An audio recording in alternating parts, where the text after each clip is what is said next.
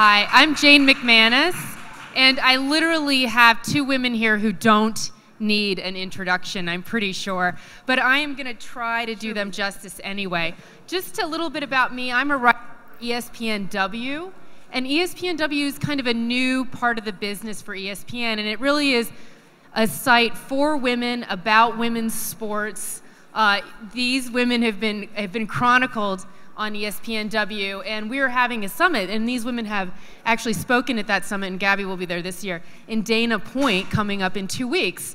So we have panels like this, but first, I'm gonna introduce you. I'll introduce Lisa Leslie. She's right next to me, a 4-time Olympic gold medalist, which is pretty incredible in basketball.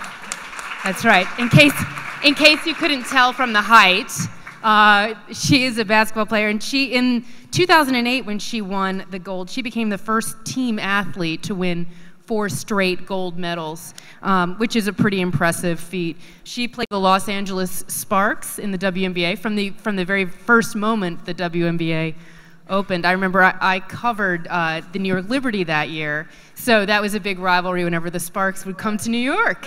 And she was the first woman to dunk in a professional game, which is what a lot of people remember her for. Okay, that's enough. Thanks. Well, wait. She's also a published author, and she wrote "Don't Let the Lipstick Fool You." And now she does a lot as well. She's a commentator for ESPN and for other outlets. She hosts the post game for Lakers games and co-owns the LA Sparks. So she is a businesswoman as well as an athlete. Lisa Leslie. Thank you. So embarrassing. Okay, more about Gabby. Okay, another embarrassing moment then. So Gabby Reece is a volleyball player, pro volleyball player, former. She was played for Women's Beach Volleyball League, and she was the kills leader from 1993 to 1996, which I think sounds really impressive and a little bit scary. The other way to look at it is that they call you most offensive, so try that one on. Right, exactly. Most offensive player of the year, 94 and 95. Since then, Gabby has also written a book, most recently, My Foot is Too Big for the Glass Slipper, which is another fun name. I love that title. It is a great title. And she is a columnist and a commentator. She's been a Nike spokeswoman, and also you are a fitness guru. I know you have a lot of websites that are very much about women, how ordinary women can stay fit, how children can get into it, fit pregnancy. She's really been a leader in that field. And she's both women, 2 children, trying to balance life and work and everything else. And Gabby is married to Laird Hamilton, who is a professional surfer. So, Gabby Reece.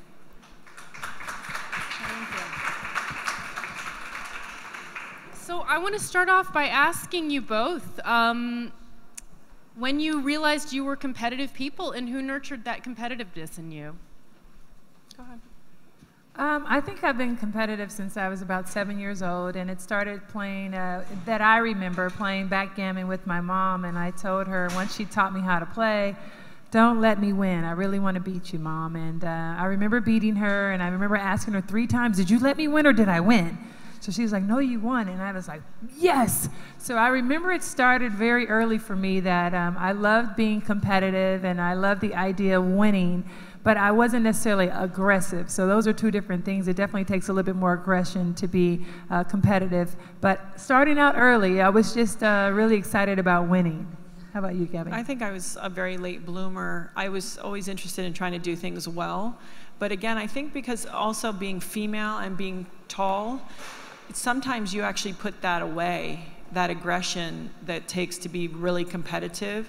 And so I would say it took me till I was in college to get, I was competitive, but to get, to own my competitiveness, to say I want to win, I'm going to try to win, I'm going to be aggressive. It took me some time, but I also didn't start playing volleyball till 11th grade, so I think I was a little slower to say, okay.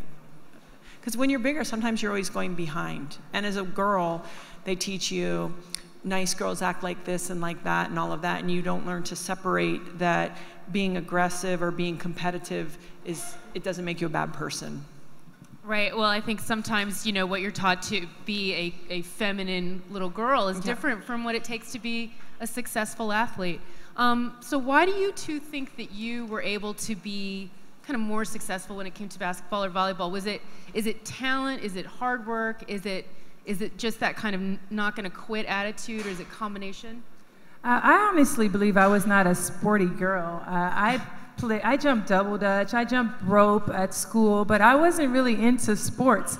I was just I started signing autographs. That was the main thing. I was in the house signing autographs, and my mom's like, Lisa, who are you going to give autographs to? And I'm like, I don't know. I haven't decided who my audience is yet, but I know I'm going to give out autographs one day. So for me, I feel like basketball just happened to be something that came to me at 7th grade, which is also really late to play a sport.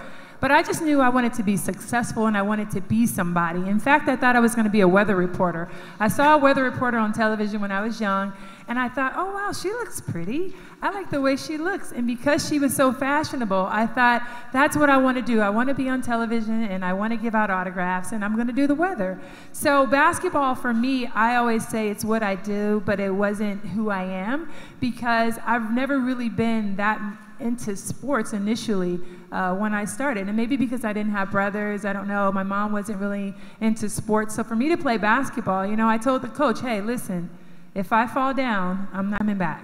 And, you know, lucky for me, I didn't fall down. Our team went 7-0, and we got this trophy that was so tiny, and I thought, yes, a trophy. This is what I want. So, you know, I've always been playing sports for the glitz and the glamour of it. I always made sure that I had on pink, because I didn't want people to think that I was a boy. So I wanted to have pink ribbons in my hair and my shoestrings. And, you know, it was always about mixing fashion and sports and not getting mixed in sort of with the crowd. So I don't know if I'm really that competitive girl so much, but I really knew that I loved to win. I think that weather girl dream, it's still out there for you. Maybe. I got my TV hair on now, so it might work for me.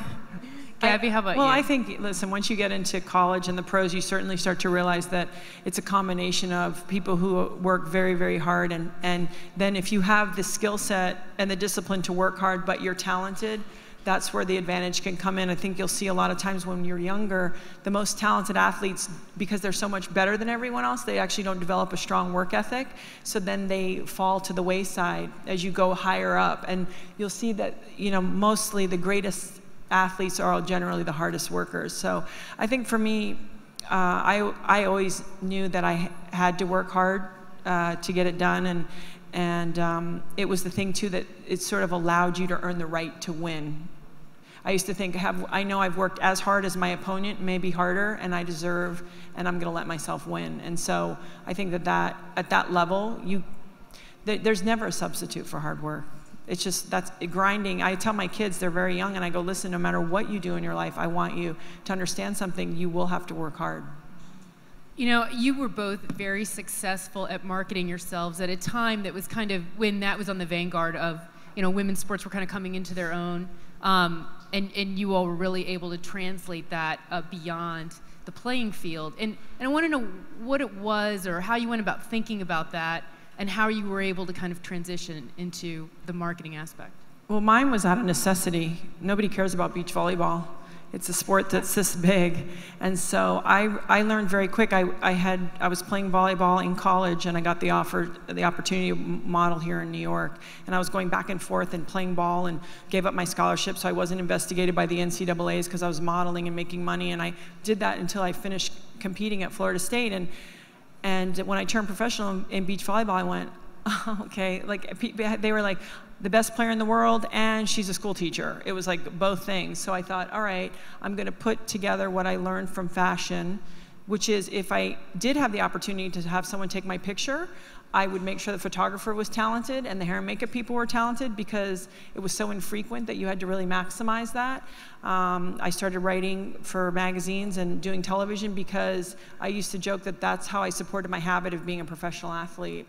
And it was the timing. You know, listen, people like Billie Jean and Martina Navratilova and these other athletes laid the work for us to come in and sort of say, okay, we're not going to choose. we get to be aggressive in professional athletes, but yes, we are feminine women. So we also, it was our timing where we sort of came along. I think that it was really good timing for us. And I think for me, I just never wanted to be viewed as a basketball player. It just didn't sit well with me. And I think it's because a lot of that comes from society and the way that they view women in sports. And so for me, I feel like it was really my destiny to play basketball, but basketball really gave me a voice. And I knew that I wanted to use my voice. I knew that I wanted to be a role model, and that was sort of my direction and my place. But I've always viewed the opportunity was, number one, it's a great chance to be a role model. And if you came to watch me play, this is my moment to shine. And I feel like when Gabby talked about being competitive, I would just think that if this was your first time ever seeing a game, a women's game, I wanted you to leave completely impressed. And that's what would make me, play the hardest, try to be the best every single time, and thinking about my competition is just not, my teammates. It's every single girl in the world who wants to be the best basketball player. So I would get up early, 6 o'clock, and do a workout, run, lift weights, go play and practice with my team, go back home and rest, eat, go back to the gym and play pickup with the guys, just because I wanted to get better. But I knew that I had to hone my skills in basketball to put me in a position to have a voice, to be able to talk and speak and be a role model for young girls. And so I felt like, and especially as an African-American woman, there's so many things that it feels like it's against you. Number one, the fact that you play sports, as Gabby said. A lot of people are not necessarily into praising women's sports. We don't get the same, equal opportunities or coverage as men. So that's one, strike sort of against us. And then being African American, it's like, you have to be attractive. Everything has to be on point in order for you to get deals or to get branding. And so all those things were always in my mind before the buzzword branding really, came out. I knew that, my appearance was very important, and how I spoke, and how, whenever I got a chance to get the microphone, whether it's for my team or to do an interview, that I was speaking in a place and time where I was hopefully going to change the mindsets of not just young girls, but also young boys who eventually become those decision makers later. So I felt like having the opportunity to play sports was bigger than just the sport itself. And like she said, with Billie Jean King, so many women before us who paved the way. Even though I'm the first to do a lot of things, I've always said that I'm just passing on the torch. I got the torch for a while, and I ran with it as far as I could, and I knew that I was going to pass it on one day. But while doing that, I wanted to make an impact on so many young women and girls and boys, and hopefully change the mindset for young girls that follow. And so now that I have a daughter that's 6 that plays tennis and gymnastics, I know she'll be too tall for gymnastics. She doesn't realize she's in training right now, but she plays, she swims, and hopefully one day she'll have the chance to just, I don't know, be recognized for the hard work that she's put in, have equal pay as Billie Jean King has been able to do for women in tennis, and the sky is the limit, and it's really always feeling like it's a battle. We're not necessarily, activists. Well, I guess maybe I am in a way. But it's this fight for women in sports and women in the job place, and now being, an entrepreneur and a co-owner. It's the same thing. I find it even in business, that women, we always have this battle to I don't know, we have to sort of justify who we are as women in business, and we have to at times apologize for the fact that we're smart and that we want to get the job done. And I think quite honestly that our ideas are just better than men at times, I say that, and they get pissed off, but I think that it's the truth. Sometimes we come up with better, solutions to the problems, and I love that about us. And I think playing sports has really helped me to be able to do that and function really strongly in the place of business. Okay, I could ask you 30 questions stemming from what you just said, but I'm not going to. I'm going to let the audience do that. Now, and since you bring up Billie Jean King, I'll make a little reference. She once told me that she feels like in order to be really successful at sports, you have it's not just about being an athlete and working hard, but you also have to love the spotlight. There has to be part of you that really craves that. So which among you craves the spotlight enough to ask a question now? Okay, right here. Thank you. My name is Sarah Spiker. I used to be a basketball player, not on the level of Lisa, but I'm not going to go in details. My question is, as businesswomen, both of you, branding yourself, putting your name on your business, how do you differentiate your, when to diversify or when to start from the scratch? Like, okay, let me rephrase this. When you go into different ventures, you do different things.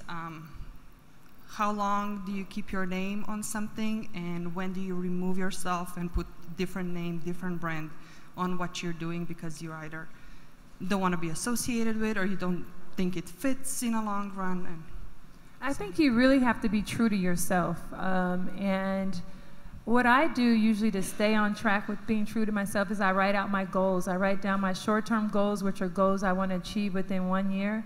And then I write out my long-term goals, which are goals I want to achieve within 5 years. And I like to do things that I'm passionate about. I always say you should do things that you would do for free, because it takes a lot of hard work and dedication. And I also look at sports. I hustled on the court, so I hustle in life. It's not going to be easy. You know, I cook and I take care of my family, and then at night after I put my kids to bed, I stay up and I'm on the computer and I'm doing work, or I went back to school to get my master's. Like, you just have to invest in yourself, but at the same time stay true to what you're passionate about, and don't do what people expect you to do.